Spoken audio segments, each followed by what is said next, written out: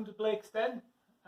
Today I'm going to do a bit of an unboxing and review of a car lift I've bought. I saw this at the Classic Car Show at the NEC and decided to buy one. It's a CJ Auto's CL-01 2-ton tilting car lift. I'm hoping to use this on Project Designer, but I can also use it on my Turner Ranger, on my Mini Cooper as well.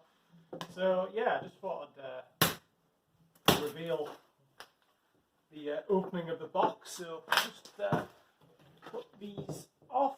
So it's come in a really sort of heavy duty plywood case, in like a very old fashioned packing crate. So we'll get the crowbar under it and see if we can price this off and see what we've got. Quite exciting.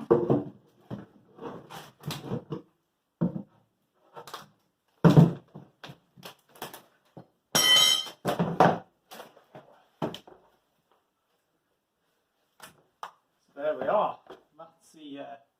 That's the lift as it comes in the box.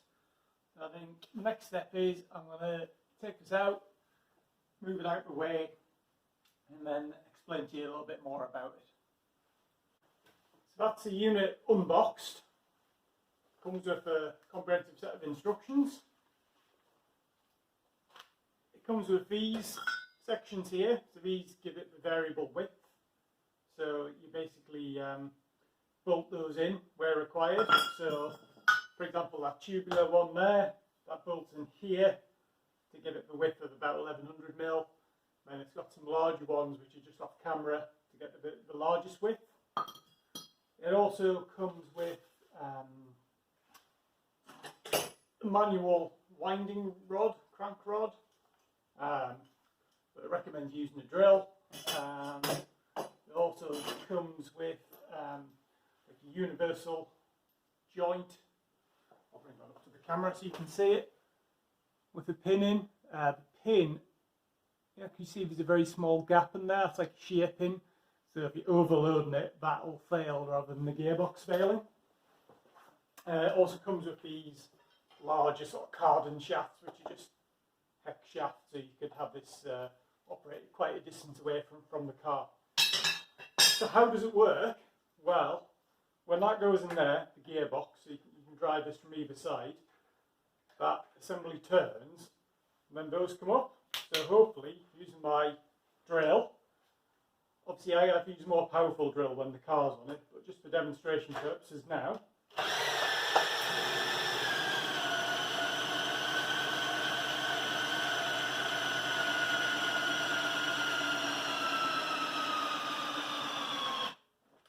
So you see that's come up now. Now the ramps have gone 2 different levels.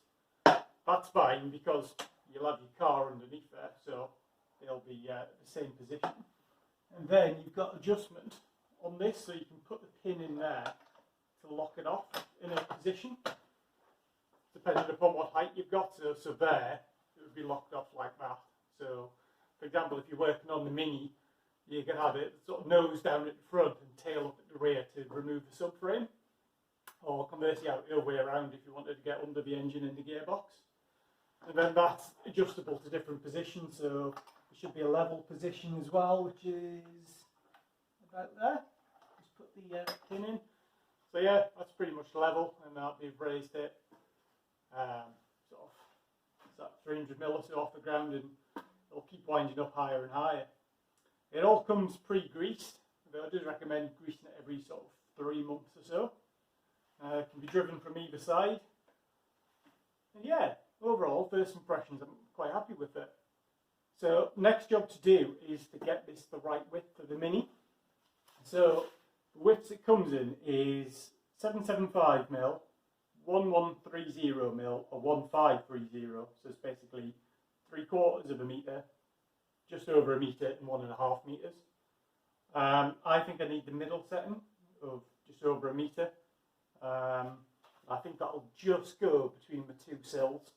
Sort of the edge of the sills will just be here and here, and then I can lift the car up and start tilting it around. It does recommend that when you lift it up, you don't lift the car vertically. you actually lift it sort of tilted, so you would lift the back first, or you'd lift the front first, and then tilt it into position.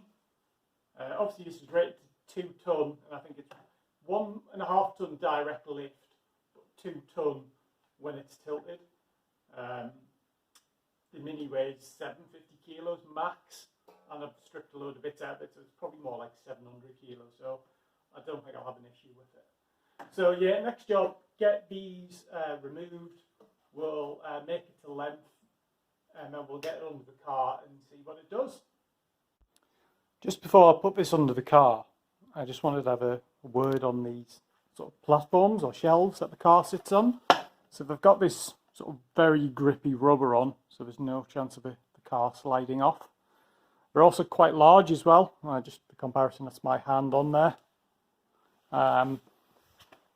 I've done the maths, and for a Mini, well, if you consider me standing in the car on one leg, so 80 kilos or so on one leg, the pressure that is exerted through my foot, when the car is on these, it's about 40% more than that.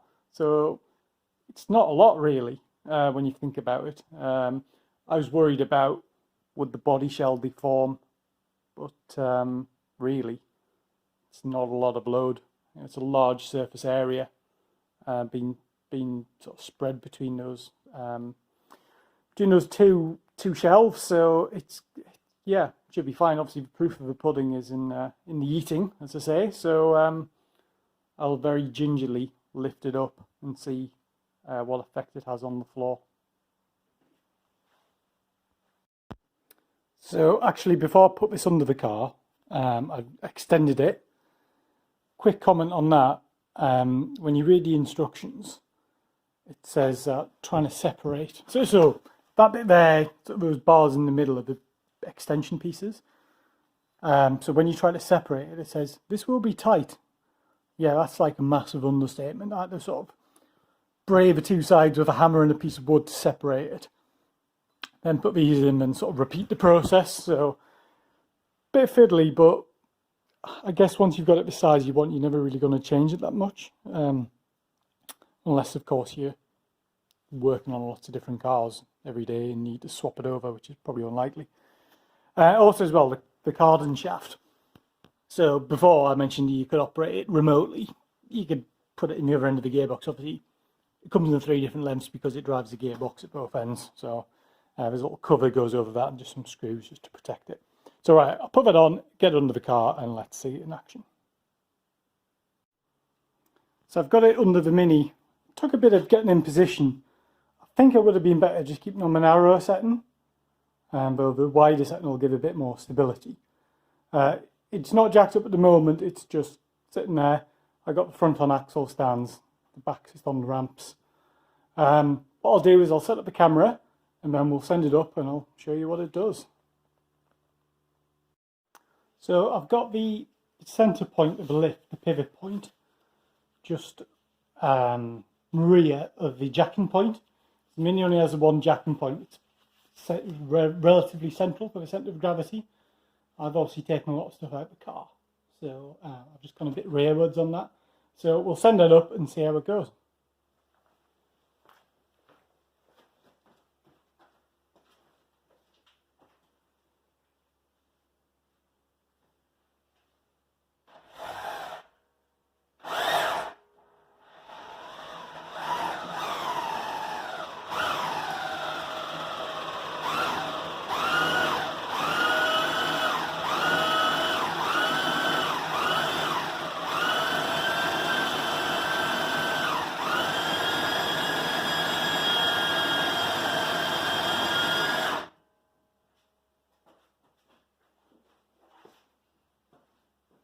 So we'll just leave it there for now. That's quite high up,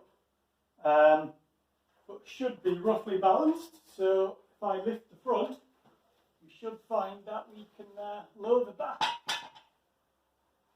There we are. Obviously I've still got the ramps underneath, so if I just lower it back down again at the front, pull the ramps out.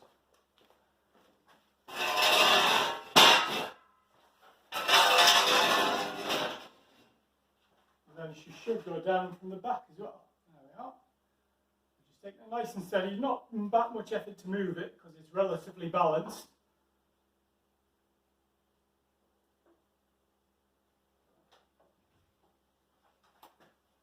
There we are. So yeah, it gives you quite a lot of access really, front and back. I mean, the back would be amazing for doing a subframe. So this is it with the front down. Obviously it's not fully down because I've still got the axle stands in. Had to use the axle stands because with on the wider setting I think the wheels were getting a bit close to the gearboxes. But I could certainly lower the height. But look at that space you've got to get in under there to do the subframe or do an exhaust.